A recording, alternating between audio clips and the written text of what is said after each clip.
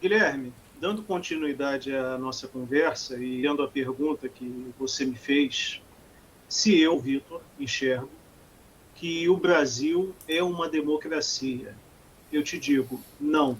O Brasil não é e nunca foi uma democracia.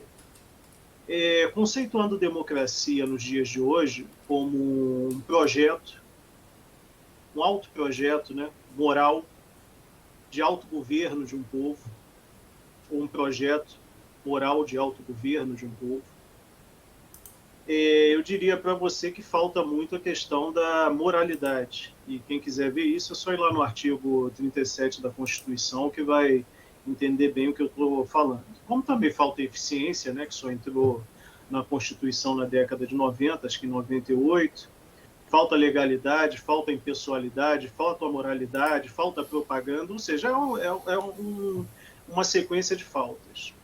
Mas vamos lá. Um povo que se autogoverna, esse povo tem que ter condições mínimas de entender, de compreender a realidade que o cerca e as demandas da nação.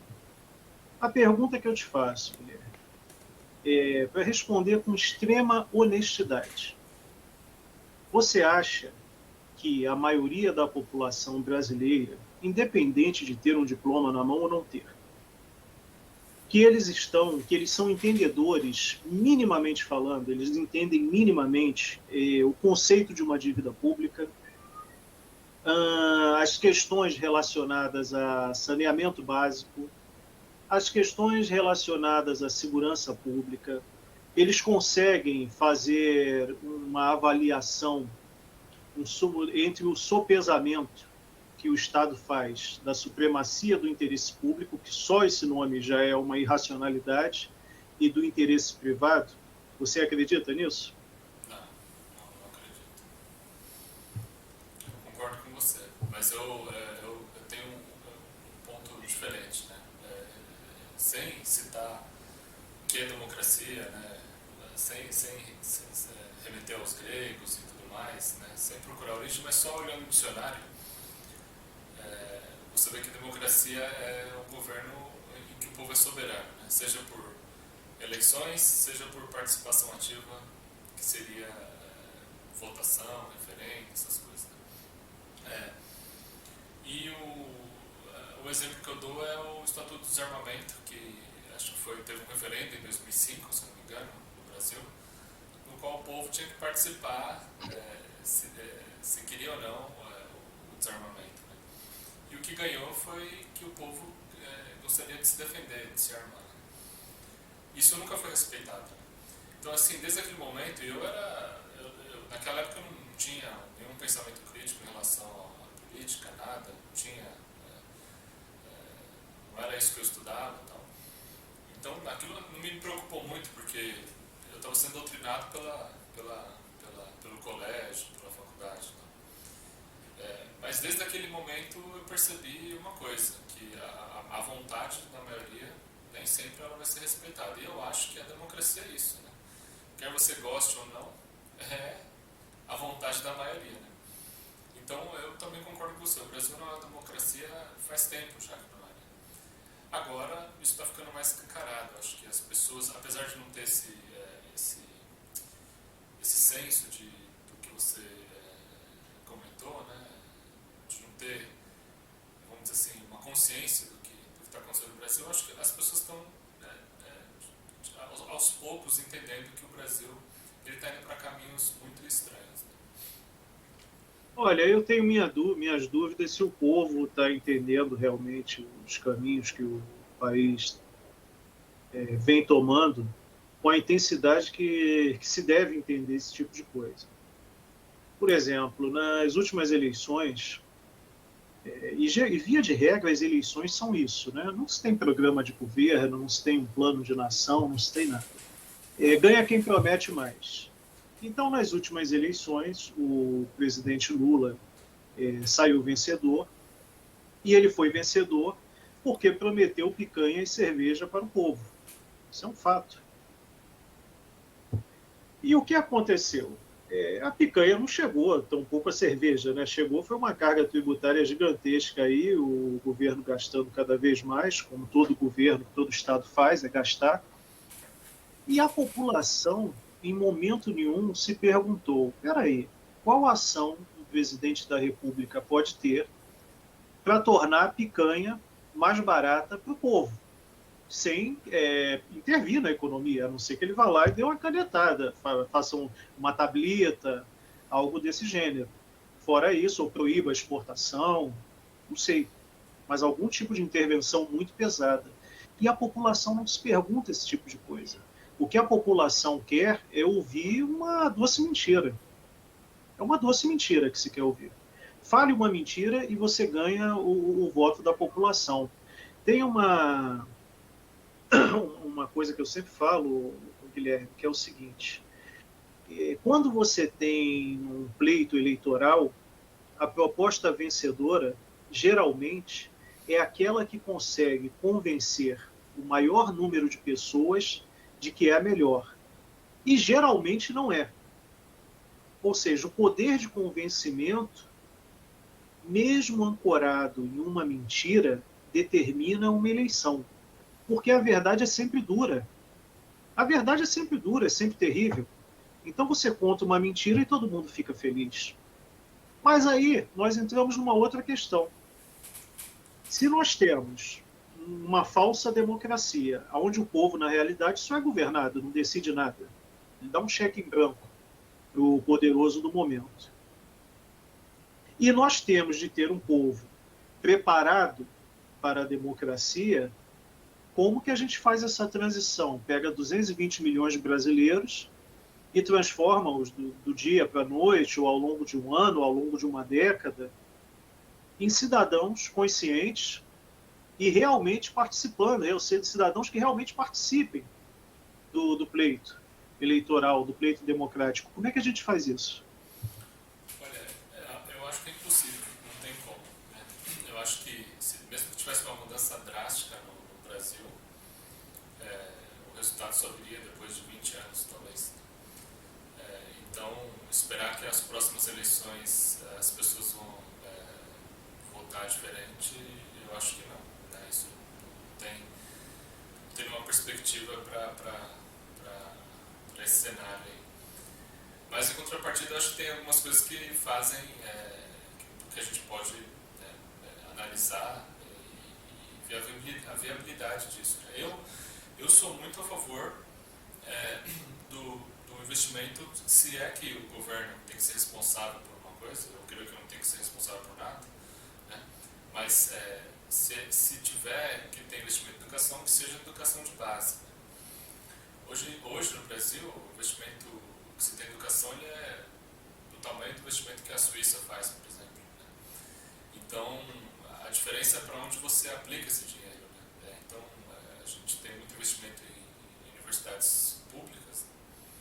E você paga imposto, eu pago imposto para sustentar essas universidades que não produzem nada. Né? E, na verdade, são só fábricas de votos. Né? Eu visitei várias universidades públicas e você lá vê você vê cartazes falando mal, né? Na época falava mal do Bolsonaro, mas tinha outros dizeres lá falando mal da direita em si. Então, você logo vê que você também deve ter, acho que a gente já conversou isso no passado sobre, você acha que foi em uma das universidades, você me falou como é que era o cenário nessa universidade que você Sim, no fundão. Isso. No fundão, no edifício de letras. Então, é triste, né? Mas o mais triste é que você, talvez a gente tenha condição de pagar impostos, né? E viver uma vida razoavelmente bem. Mas a maioria das pessoas, no Brasil a realidade hoje é essa. Então, elas não têm condições. E é isso que me deixa mais triste. Né? As universidades públicas, né? Elas são fábricas de socialistas, né?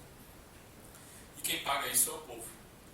Então, acho que se você descer na rua e perguntar sinceramente para alguém se ele está ciente de que isso acontece e que o arroz dele custa caro porque ele tem que pagar 18% de ICMS, sei lá quanto, depende do estado, e a justificativa disso é investir numa universidade que o filho dele nunca vai entrar, talvez ele entenda um pouco o tamanho da injustiça do Brasil. Mas voltando ao ponto central lá, eu acho que isso é um ponto que a gente poderia... por que não um referendo para saber se as pessoas querem ou não universidades públicas? Né? Eu acho que a maioria decidiu por não ter. Né? Então, esses pontos a gente podia abrir para a sociedade descobrir e conversar. Né? Mas claro que isso nunca vai acontecer porque, na verdade, são elas que garantem, de certa forma, a perpetuação dessas pessoas que hoje estão na política. Vamos lá, educação, né? Você falou sobre a educação. A melhor definição para educação que eu encontrei até hoje, que me deixou satisfeito, né? Não é a melhor, que me deixou satisfeito, foi a do Norbert Elias. Ela é bem genérica, que a educação nada mais é do que a ação da geração que está viva e mais velha sobre a geração que está nascendo e mais nova. Então, a educação dos indivíduos da nossa idade, mais velhos, sobre uma geração mais jovem, ela pode visar manter um paradigma, reajustar um paradigma ou romper um paradigma. E aí me falam, eu ouço muito, que a educação é libertadora, a educação liberta. Depende do que se ensina.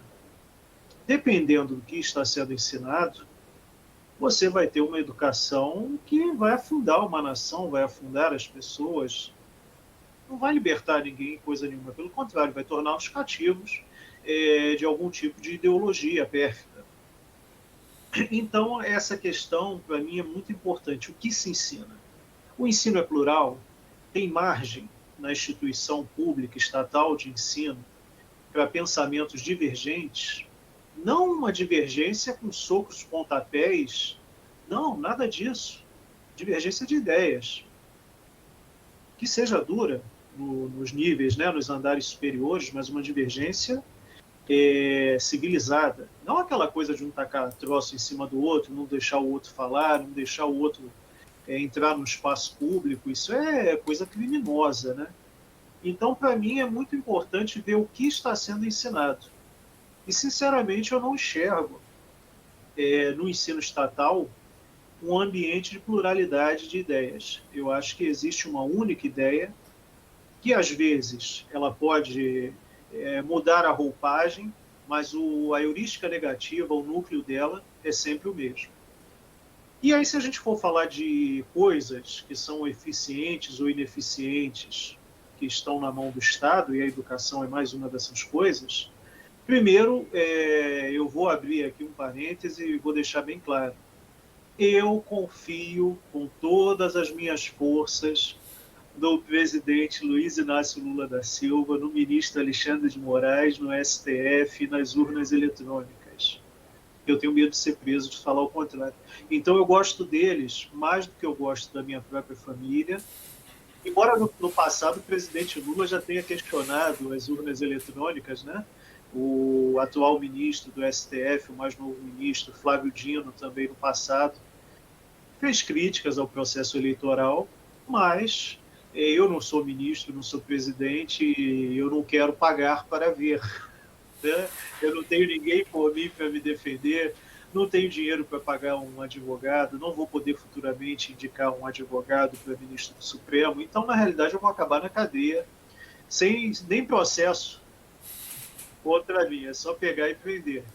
Então, eu descobri que a única coisa que está nas mãos do Estado e que funciona com 100% de eficiência e 100% de lisura são as urnas eletrônicas. Então, eu questiono a eficiência de tudo que está na mão do Estado, menos das urnas eletrônicas, porque isso, de um tempo para cá, passou a dar cadeia. Então, eu não falo mais sobre o processo eleitoral brasileiro. Mas a educação, eu concordo com você. Existe uma população muito carente de educação, e se essa educação fosse estatal e de qualidade, eu não teria nenhum problema com isso, pagaria imposto sorrindo. Sorrindo. se houvesse uma escola de base onde as crianças fossem, não para uma espécie de doutrinação unipolar, mas tivesse uma pluralidade de pensamentos, onde não se visse tanto desvio de dinheiro público como a gente vê desde sempre. É só você olhar o projeto Climatizar do Estado do Rio de Janeiro, que começou na década de 1990, para colocar aparelhos de ar-condicionado nas salas de aula. Nós estamos em 2023 e até hoje isso não andou. E quando meio que andou, o então governador Pezão teve uma idiota, né? Ele alugou aqueles aparelhinhos de ar-condicionado quadrado, sabe qual é? Aqueles antigos. Sim. Botou um aparelho daquele em cada sala de aula. Uma empresa, que ninguém sabe bem qual é a empresa. E reclamaram, alguém reclamou na época, acho que foi até o Sindicato dos Professores que reclamou com o Ministério Público. O Ministério Público disse que estava tudo ok. Só tem um detalhe: o preço do aluguel mensal de cada unidade daqueles aparelhos dava para você comprar um ar-condicionado daquele Slim, não é? Aquele fininho. Dava para você comprar um Slim. Moral da história: quando veio aquela história de mensalão, de petrolão, que tudo caiu por terra, o polo petroquímico de Itaboraí caiu, tudo caiu, o aparelho de ar-condicionado ficou lá, a empresa nem levou os aparelhos embora, porque já tinha ganhado tanto dinheiro, ia gastar muito para ir recolher os aparelhos. Ficaram nas escolas estaduais, sem funcionar, sem manutenção, sem nada. E hoje em dia você tem aluno em sala de aula e assistindo aula com uma temperatura ambiente de 40 graus de manhã. Olha, é muito difícil você aprender alguma coisa numa sala de aula com 20, 30, 40 alunos, com uma temperatura de 40 graus. E eu tenho certeza que a magistratura, os procuradores, desembargadores, governadores, vereadores, prefeitos, deputados, presidentes, membros de tribunais de contas, eu tenho certeza que todos eles estão em gabinetes geladinhos, andando em carrinhos geladinhos. Então, essa falácia do Estado como atravessador do bem comum, o que é bem comum? Como atravessador da caridade, eu creio que ela não engane mais ninguém.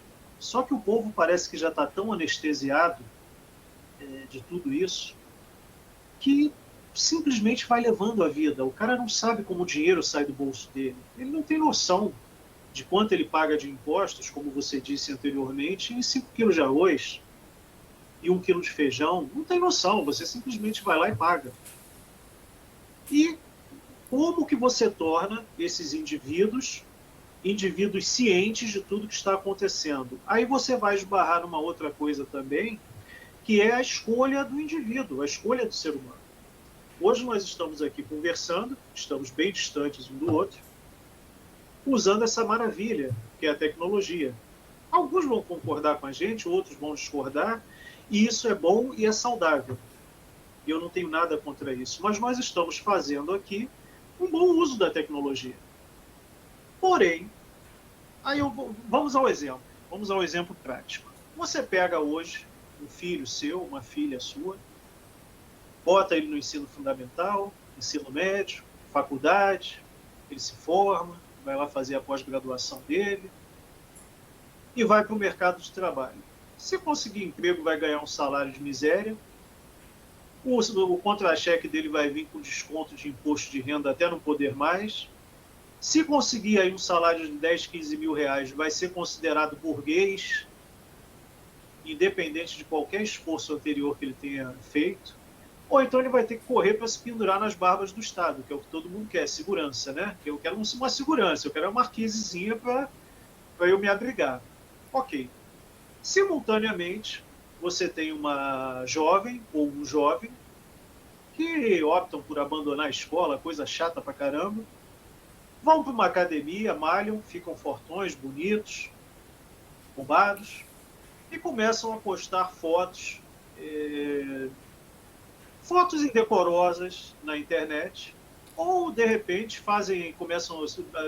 acham que são cantores e vão cantar, e músicas de letras assim bem duvidosas, bem questionáveis, e do dia para a noite tornam-se milionários. Como disse uma cantora há pouco tempo atrás, uma senhora que, a meu ver, as letras das músicas que ela canta são um pouco questionáveis. Ela disse, olha, o professor não tem que falar nada a meu respeito, porque eu ganho 10 vezes mais do que ele em 45 minutos de show. Ela está certo, ganha mesmo, está certa, ganha mesmo. Então o povo, de certa maneira, valora coisas que, sinceramente, não conduzem a nação para canto nenhum.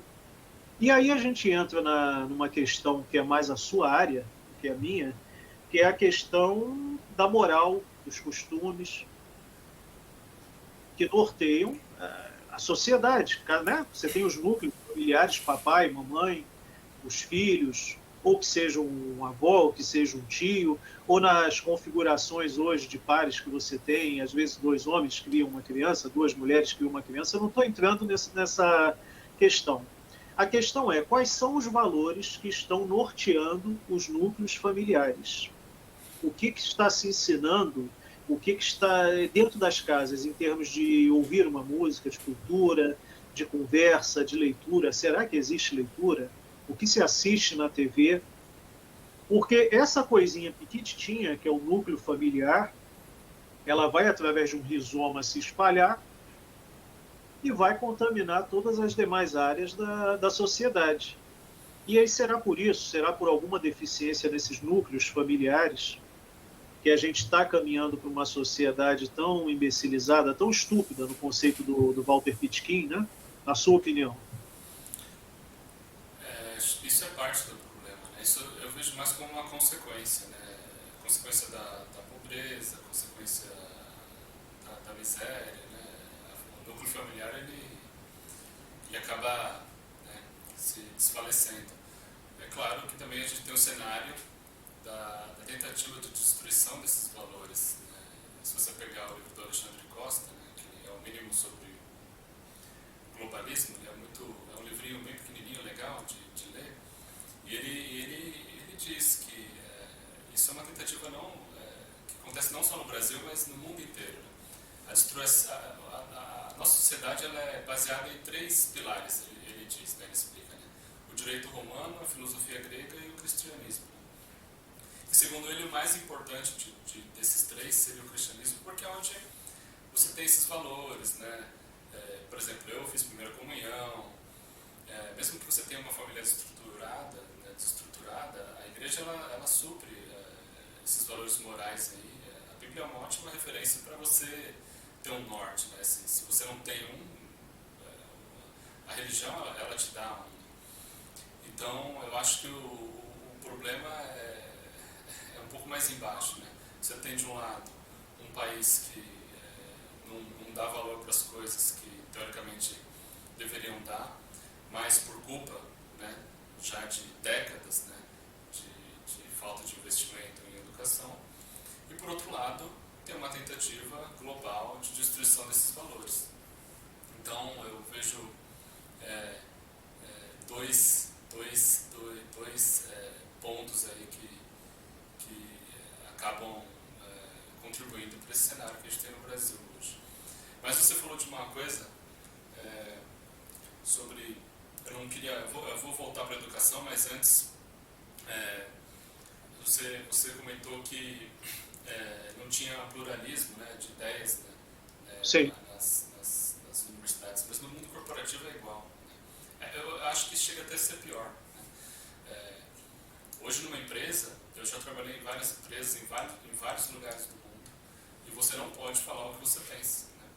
Você não pode discutir questões climáticas, né? Parece que tudo já tem um roteiro pronto, né? Quais são os problemas do mundo e o que uma empresa deve ou não fazer. Né? Então, assim, eu acho que isso faz com que as conversas ficam mais banais. Né? Você não pode discutir ideias, isso não é bem-vindo no mundo corporativo. E no mundo universitário, no mundo acadêmico, eu acho que você deve saber até melhor do que eu que isso aí não existe mesmo. Né? Mas, então, agora, tirando esse ponto, deixando esse ponto de lado e voltando para a questão da educação,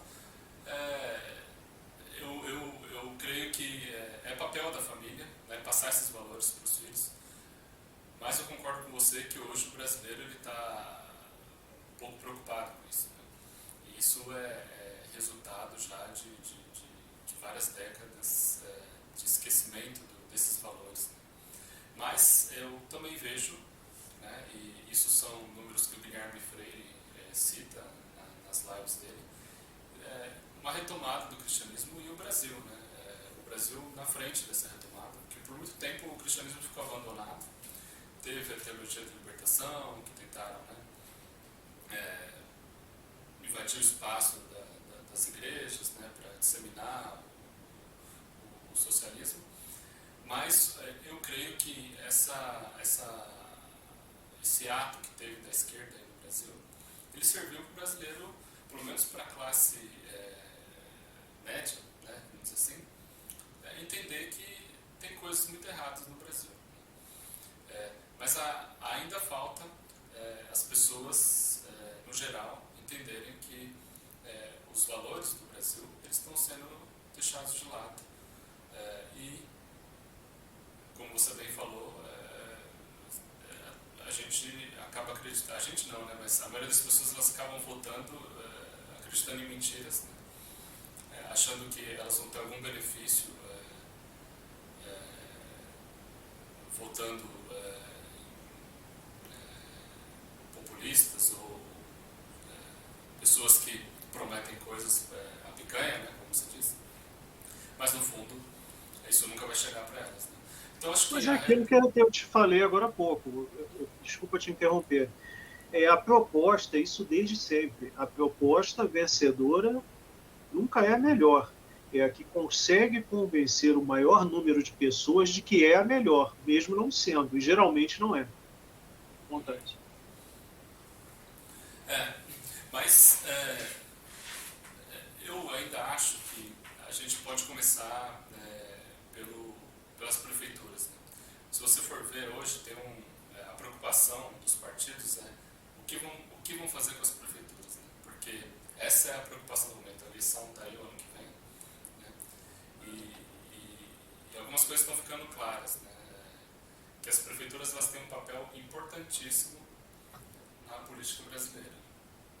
Então, eu acho que participar mais ativamente também, no meu colégio lá, quando eu estudei no Brasil, eles a gente forçava não, era um trabalho que a gente tinha que fazer, ir até a Câmara dos Vereadores e entrevistar os vereadores. Né? Isso acho que foi muito interessante para mim naquela época, porque até então, para mim, eles eram inatingíveis. Eu não tinha essa ideia de ir falar com o vereador, eu achava que não sabia nem como fazer para ir lá. Aí quando eu vi que tudo fica aberto, que é só você ir lá, marcar uma reunião com o cara, de repente o cara até está a fim de conversar com você, eu comecei a me aproximar mais da política e ver que é muito mais fácil. Você não pode ir para Brasília, né? Você não tem como você chegar e conversar com qualquer deputado, isso não é muito difícil. Agora, o seu vereador é mais fácil. Então, as eleições municipais são as eleições mais importantes de um país, né? Eu até vim aqui só para confirmar, dar uma olhadinha aqui no Google, né? E eu estava certo aqui no que estava pensando. São 5.565 municípios no Brasil. 5.565, é muita coisa. E quando você vai em boa parte desses municípios, ou você vê os vereadores que foram eleitos, o nível de cognição, meu amigo, é complicado. Eu não sei se na sua época e onde você cresceu era assim. Mas hoje em dia, você pegar um grupo de crianças e levar dentro de um lugar onde os vereadores estão reunidos para conversar, dá até medo do que eles vão ouvir lá. De repente é melhor nem levar. Entendeu? Porque podem sair mais burros do que entraram. Mas esse é o modo da democracia, né? De um lado você não pode exigir nenhum conhecimento prévio. O Enéas falava muito disso. Né? Por que não se exige nada para um político? Né?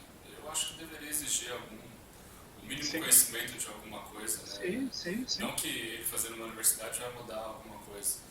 Mas eu imagino que você pode filtrar uma série de problemas que você vem a ter com os políticos. É muito simples. Você pega um indivíduo que... Eu não vou citar nenhum nome aqui, para não gerar problemas aí futuros. E o intuito aqui da gente não é causar constrangimento a ninguém.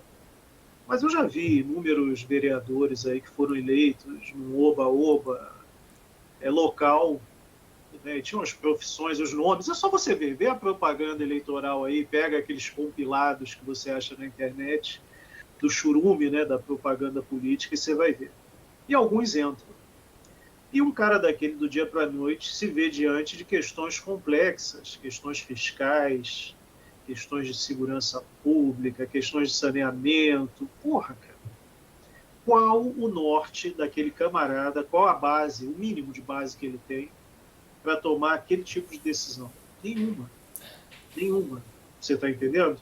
Então o cara vira um especialista em trambicagens e compadre, aí realmente ele vai que é uma maravilha.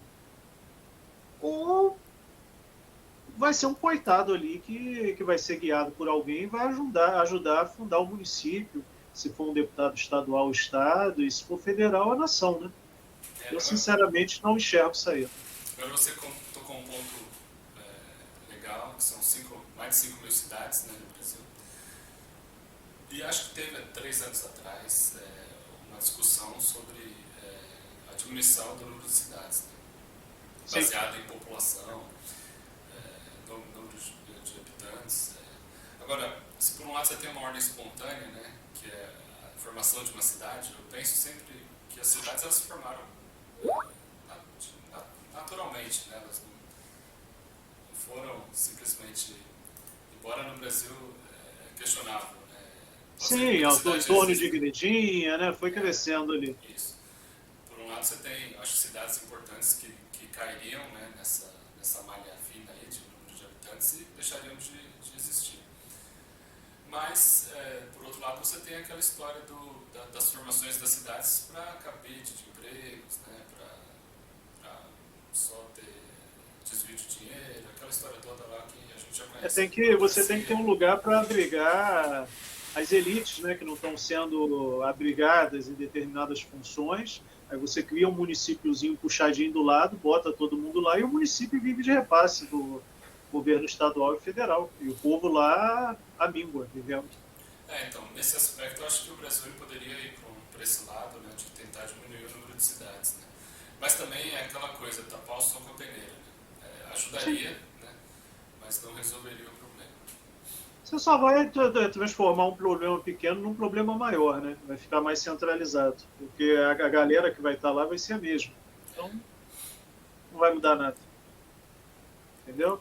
Então, respondendo, depois dessa falação toda, a questão, eu não creio que o Brasil viva numa democracia, porque o conceito de autogoverno coletivo do povo é uma fantasia. Eu não creio que o Brasil viva numa democracia, porque diversos desrespeitos à ordem democrática acontecem desde sempre e ninguém faz nada, não acontece nada. E você poderia me dizer, mas é um caso isolado. Bem, um caso isolado que acontece com frequência não é caso isolado, né? E é o que você vê todo dia. Nós temos hoje um poder que é a burocracia estatal, com seus vários braços, um leviatã gigantesco, se intrometendo em todos os âmbitos da vida do cidadão, da família, e querendo ditar regras para tudo. Não resolvem coisa nenhuma, e o Estado, na realidade, quando ele se intromete na vida de alguém, geralmente é contra o desafeto. Quando você usa as leis como armas, né? E, lógico e evidente, a galera que está na burocracia estatal, os poderosos do momento, eles alegam que estão agindo em nome do bem comum, da supremacia do interesse público, o que já é uma irracionalidade, porque o Estado brasileiro é um Estado de ponderação. Se ele é um Estado de ponderação e tem vários princípios, um princípio não vale mais do que o outro, você tem que fazer uma ponderação caso a caso. Quando você diz que existe uma supremacia do interesse público, quer dizer que o interesse privado vai perder sempre. Então, aqui não está havendo sopesamento, existe um princípio que sempre vai ganhar. E é muito fácil você pegar e chamar tudo que te convém de interesse público. E aí você sempre ganha. Entendeu? Então, eu não creio que a gente viva numa democracia. Se alguém tiver um dia a curiosidade de pegar a Constituição brasileira, lendo por cima, né? Lendo por cima as cabeças de capítulo e tudo mais, você vai ver que nada do que está ali é cumprido. Nada do que está ali é cumprido. É um livro de fábulas, é um livro de fantasias. É um livro que dá muito mais direitos do que deveres. É, E é muito estranho. mas nem os direitos, ela dá direito ainda assim no papel, porque os direitos não existem. É uma mentira, é uma fantasia. É uma fantasia. Dá direito para quem? Ninguém tem direito. Ah, o preso tem uma boa vida na cadeia. Mentira, os presos estão lá numa merda do cacete. O que acontece com esse dinheiro? Do momento que ele sai da carteira do povo até chegar no sistema penitenciário? Ninguém sabe. Eu sei que as cadeias estão uma porcaria danada. Se esse dinheiro efetivamente fosse para quem deve ir, porra, eles iam estar vivendo em hotel 5 estrelas. Quando você pega aquele livro, Projetos para o Brasil, se não me engano, do José Bonifácio de Andrada, cara, a gente está falando isso há séculos atrás. Ele diz o seguinte, que se o dinheiro que a Europa mandava para os índios brasileiros chegassem aqui, os índios iam estar vivendo vida de europeu. É a mesma coisa de hoje, é tudo uma fantasia. E aí é aquela coisinha básica. Se você, colocando algo em prática, dá errado, você tem que voltar e rever a teoria. Qual é a nossa teoria? A Constituição de 1988. Só que, para você refazer uma Constituição hoje, ter uma nova Constituinte, será que ia piorar ou será que ia melhorar? Eu, particularmente, acredito que nada é tão ruim que não possa piorar, porque as figuras que comandam a nação, que têm as rédeas das nossas vidas na mão, são figuras, em boa parte, não a totalidade, nunca a totalidade, mas boa parte tem uma vida bem questionável. Basta ver o passado do nosso atual presidente da República. Tem pontos ali, né, questionáveis. Ele é legalmente inocente, ninguém está questionando isso, mas que existem algumas historinhas ali mal contadas, esquisitas, sombrias, mas o nosso povo está preocupado com a picanha, está preocupado com o funk, está preocupado com a cerveja. Nossos governantes aí, alguns estão preocupados se você pode falar buraco negro, se você não pode falar buraco negro, se pode falar caixa preta, e a vida que segue. Então, a minha opinião é, o Brasil não é uma democracia, duvido muito que um dia eu seja, e creio que ainda falta muito para a gente chegar lá.